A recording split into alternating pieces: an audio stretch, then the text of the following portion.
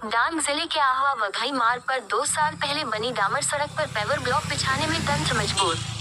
डांग, गुजरात। डांग जिले के आह्वा वघई मार्ग, जहां 2 साल पहले सड़क का नवीनीकरण और डामरीकरण किया गया था, लेकिन जो काम इसी सड़क पर काम कर रहे ठेकेदारों को सौंप दिया गया और सरकारी तंत्र के जिम्मेदार अधिकारियों की अनुपस्थिति में भी काम जारी रहा। इस सड़क पर डामर सड़क का काम कर रहे ठेकेदार अपनी मनमानी और घटिया डामरीकरण का काम कर रहे थे।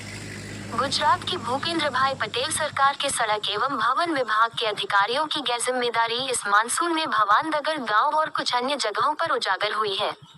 2 साल पहले बनी इस सड़क पर हाल जगह जगह पर मार्ग मरम्मत के लिए और रास्ते में गड्ढों को भरने के लिए जो गांव की गलियों में छोटे इस्तेमाल होने वाले पेवर ब्लॉक बिछाए जाते हैं, वो पेवर ब्लॉक राज्य धुरी मार्ग यानी आह्वा वघई मार्ग पे बिछाए जा रहे। देश भर में विकास में अहम भूमिका निभा रहे प्रधानमंत्री नरेंद्र भाई मोदी के गृह राज्य गुजरात में ही भूपेंद्र भाई पटेल सरकार की ऐसी हालत हो गई है कि राज्य के राजमार्गों पर पड़े छोटे छोटे गड्ढों पर पेवर ब्लॉक बिछाए जा रहे हैं और सड़कों की मरम्मत का काम चल रहा है। इसमें किसकी गलती है? गुजरात सरकार के गैरजिम्मेदार सरकारी अधिकारियों की गलती है या फिर उनके अपने अधिकारियों का विकास की? जैसे कई सवाल स्थानीय लोगों के बीच चर्चा का विषय बन रहे हैं। कहा जाता है कि जब ये 2 साल पूर्व आह्वा वघई मार्ग का डामर काम और नवीनीकरण काम चल रहा था, तभी भी ठेकेदारों द्वारा निम्न कक्षाओं का काम किया गया था।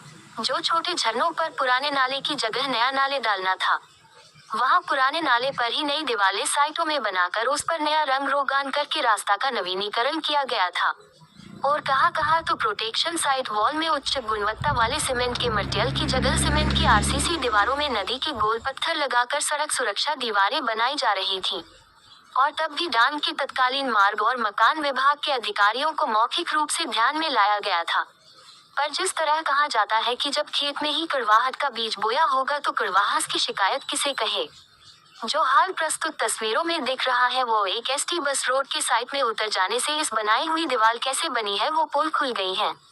तो क्या गुजरात के गांधीनगर सचिवालय में ऑफिसों की ऐसी चैम्बर में बैठे संबंधित तंत्र के उच्च संधि अधिकारियों इस मामले को गंभीरता से लेंगे और ऐसी सड़कों के नवीनीकरण के दौरान काम कर रहे ठेकेदारों और उनकी देखरेख व निरीक्षण करने वाले तकनीकी अधिकारियों को जिम्मेदार ठहराएंगे?